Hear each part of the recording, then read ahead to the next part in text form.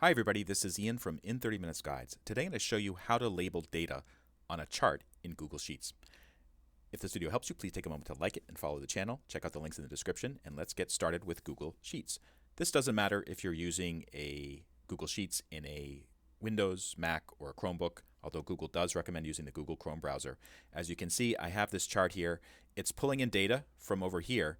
And you can see Sunday, Monday, and then some numbers on the side, but the numbers aren't labeled. It's not really clear what this is, even though this is supposed to be, as you can see from the title of the sheet, weekly high temperatures. So I want to add a label over here that explains to people what this is all about.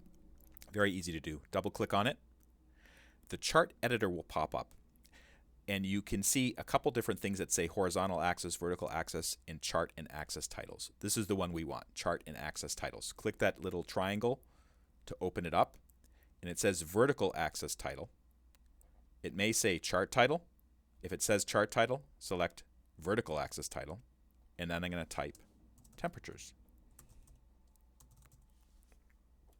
and click return. Whoops, I spelled it wrong. So I can edit that. Okay, click out of that, and you can see it says temperatures here. If you want to, you can make it larger. You can change the font size. So title font size says auto. Let's change that to 20.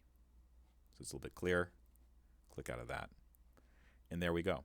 If I wanted to, I could do the same for the horizontal chart title, but I think Sunday and Monday are pretty clear what it's all about.